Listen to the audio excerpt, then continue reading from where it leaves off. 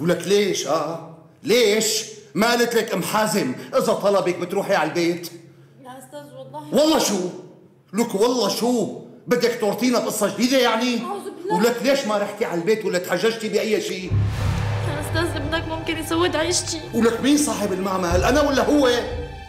حضرتك أكيد. لك ليش خايفة منه؟ يا استاذ استغفر الله بوس العظيم. ايدك، انت ما بتعرفوا لابنك علام. بتعرف اذا رح اخبر اهلي ممكن يسودوا عيشتي. انا مو ناقصني بهدل اكثر من هيك. لا إله إلا الله. روحي على شغلك يا بنتي روحي. بس يا استاذ وحياة. خلاص روحي على شغلك. حاضر. تفضلتي؟ عامل بعبع على العالم الكلب. اعطيني الباب الرئيسي يا ابني. ابو زيدان اسمع، علام ممنوع يفوت على المعمل، ممنوع يفوت على المعمل تحت اي ظرف.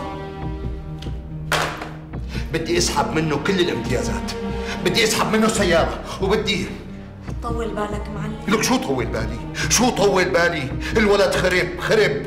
بدي والله ماني عرفان شو بدي، والله ماني عرفان شو بدي. لك شو مشكلته دكتور؟ شو الحل؟ الحقيقة المشكلة صعبة لأني عم بسمع وجهة نظرك وما عم بسمع منه. يعني أحد أطراف المعادلة غايب، وهذا بيخلي عملية التوصيف صعبة. يا دكتور أنا حكيت لك كل شيء عنه. صح، حكيت من وجهة نظر أب عم يراقب وصار طرف في المشكلة. في مجموعة دوافع ممكن تكون غايبة عنك وما حدا بيعرفها غير ابنك. يا دكتور أنا ما خليت طريقة إلا واستخدمتها معه. إذا كانت أساسيات العلاقة بالطفولة مو مدروسة فالحلول وطرق المعالجة بتكون شبه معدومة. بعدين نحن عم نحكي عنك وكأنك سبب بالمشكلة، في مسببات تانية ممكن تكون ما بتعرفها.